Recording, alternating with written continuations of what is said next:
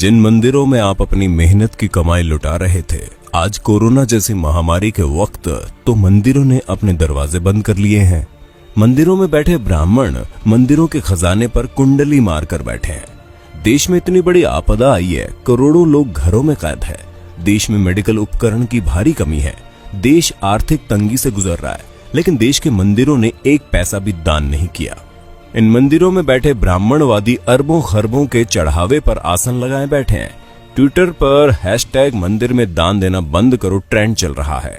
लोग कह रहे हैं कि जब मुसीबत के वक्त ही ना ही भगवान काम आ रहे हैं, ना ही उनके मंदिरों का चढ़ावा, तो फिर वो जा कहां रहा है। आइए आपको बताते हैं भारत के मंदिरों के पास कितना पैसा है। देश के अमीरों की बात आती है तो अक्सर अंबानी, टाटा और बिड़ला का नाम आता है। हालांकि आपको ये जानकर हैरानी होगी कि देश में कुछ मंदिर ऐसे भी हैं जिनके पास इन अरबपतियों से भी ज्यादा संपत्ति है। केरल का पद्मनाभ स्वामी मंदिर भारत के सबसे अमीर मंदिरों की सूची में आता है। यहाँ हर साल करीब 500 करोड़ रुपए का चढ़ावा आता है।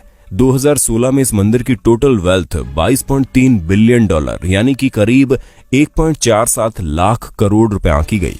आंध्र प्रदेश के तिरुपति बालाजी मंदिर की टोटल वेल्थ 52,000 करोड़ रुपए है। मंदिर हर साल करीब 600 करोड़ रुपए की कमाई करता है। शिरडी साईं बाबा का टेम्पल देश के सबसे फेमस मंदिरों में से एक है। साल 2018-19 में लोगों ने यहाँ 679 करोड़ रुपए दान कर दिए। शिरडी मंदिर की कुल संपत्ति 2200 करोड़ से ज्यादा है। जम्मू के वैष्णो देवी मंदिर में सालाना 500 करोड़ से ज्यादा डोनेशन आता है। मंदिर के पास 1200 किलो से ज्यादा तो सोना ही है। वहीं मुंबई के सिद्धिविनायक मंदिर की सालाना कमाई 125 करोड़ से ज्यादा है। भारत में कुल 6,38,000 गांव है, 5,000 कस्बे और 400 बड़े शहर है। अमूमन हर गांव में मंदिर होता है। शहरों में तो देवी देवताओं के अलग अलग मंदिर होते हैं। इस हिसाब से भारत में 6 लाख से ज्यादा मंदिर है। सोचिए इस देश की कितनी बड़ी संपत्ति पर सिर्फ और सिर्फ ब्राह्मणों का कब्जा है। पुरी के जगन्नाथ मंदिर, वाराणसी के काशी विश्वनाथ मंदिर, गुजरात के सोमनाथ मंदिर और मदुरई के मीनाक्षी मंदिर जैसे धार्मिक स्थलों पर खजाने भरे पड़े हैं, लेकिन मंदिरों में बैठे पंडित देश की भलाई के लिए एक पैसा तक दान नहीं करते। भगवान के नाम पर आपकी जेब खाली की जाती है और फिर ये लोग उसे हजम कर जाते हैं। जरा सोचिए, अगर ये मंदिर अपनी संपत्ति दान कर दे तो एक दिन में भारत की गरीबी दूर हो जाए, लेकिन ये ऐसा नहीं करते। धर्म के नाम पर लोगों को मूर्ख बनाकर ब्राह्मणवादी मौज काट रहे हैं।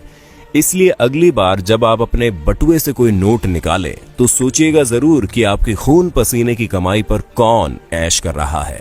मंदिर में या मस्जिद में सीमेंट की बोरी देने से पहले पड़ोस में देख लीजिए, अगर कोई गरीब हो तो आटे की बोरी पहले दीजिए। दान करना गलत नहीं है, लेकिन सोचने वाली बात है कि आखिर मंदिर में किए गए दान से किसका भला होता है। मंदिरों में दान करने वालों की मानसिकता क्या होती है। अपने देश में इतनी ज्यादा गरीबी है कि उनकी चिंता किसी को नहीं है। कई किसान भूख से मर जाते हैं, पर उनकी मदद करने के लिए कोई आगे नहीं आता। लेकिन मंदिरों में लाखों नहीं बल्कि करोड़ का गुप्त दान दिया जाता है। आखिर इस दान से हासिल क्या होता है, किसको मिलता है इसका लाभ। हम एक बात साफ कर दें, हम कोई नास्तिक नहीं है। भगवान ने हमारी भी उतनी आस्था जितनी होनी चाहिए।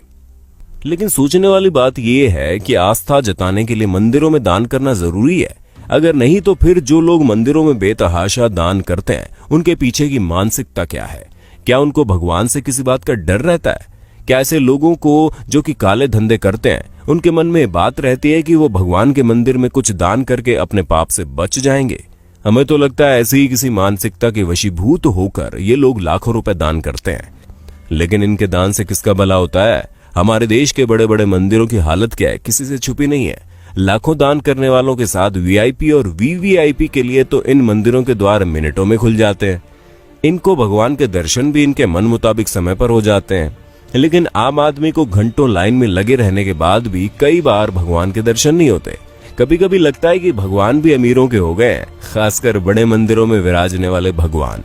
शिरडी के साईं बाबा के दरबार के बारे में कहा जाता है कि वहां पर सभी को समान रूप से देखा जाता है। लेकिन हमारे एक मित्र ने बताया कि जब वो शिरडी गए थे तो वीआईपी पास से गए थे और उनको दर्शन करने में कम समय लगा। यानी वहां भी बड़े छोटे का भेद है। संभवतः अपने देश में ऐसा कोई मंदिर है ही नहीं जहां पर छोटे बड़े का भेद ना हो। किसी वीआईपी या फिर अमीर को हमेशा लाइन में लगने से परहेज रहता है।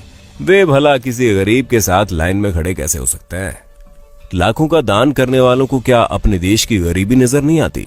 क्या ऐसा दान करने वाले लोग इन खैराती अस्पतालों, अनाथ आश्रमों में दान करने के बारे में नहीं सोचते। जिन आश्रमों में ऐसे बच्चों को रखा जाता है, जिन बच्चों में संभवतः ऐसे बच्चे भी शामिल हैं जो किसी अमीर की अय्याशी की निशानी के तौर पर किसी बिन ब्याही माँ की कोख से पैदा होते हैं, क्या लाखों दान करने वालों को अपने देश के किसानों की भूख से वो मौतें नजर नहीं आती? हम तो इतना जानते हैं कि किसी भूखे को खाना खिलाने से लाखों रुपए के दान से ज्यादा का पुण्य मिलता है।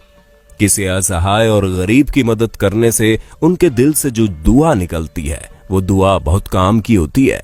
हम मंदिरों में दान करने के खिलाफ कतई नहीं है, लेकिन किसी भी मंदिर में दान उतना ही करना चाहिए जितने से उस मंदिर में होने वाले किसी काम की मदद हो जाए। जो मंदिर पहले से ही पूरी तरह से साधन संपन्न हैं, उन मंदिरों में दान देने का क्या फायदा? दोस्तों, अगर आपको ये वीडियो अच्छी लगी तो हमारे चैनल को सब्सक्राइब करना ना भूलें, अपने दोस्तों के साथ वीडियो को शेयर कर दें। धन्यवाद।